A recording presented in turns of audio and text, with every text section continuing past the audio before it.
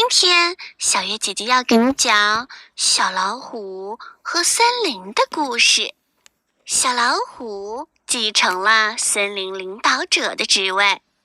小老虎心想，草原那种单调的景色都能够吸引那么多的游客，美丽而又富饶的森林自然也能够依靠着旅游业变得富裕起来。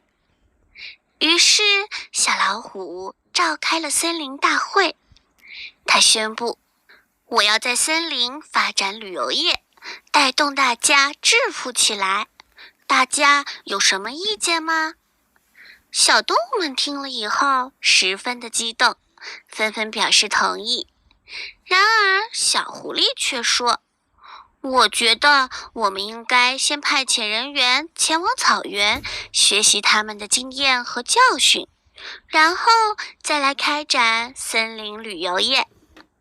小老虎听了以后反对极了，他不高兴地说，他们草原能够办成的，我们森林也能靠自己富裕起来。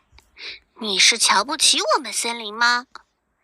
其他小动物也纷纷对小狐狸说，是呀，你怎么能这么说话呢？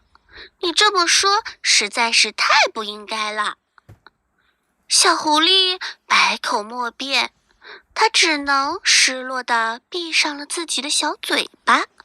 森林旅游业最终还是开展了起来，一批又一批的游客被吸引进了森林，森林逐渐变得富裕了起来。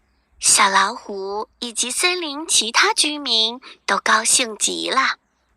可是好景不长，很快各种问题便接二连三地出现了。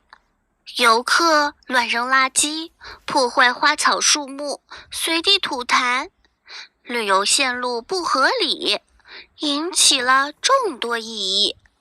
没有旅游配套设施，游客大失所望。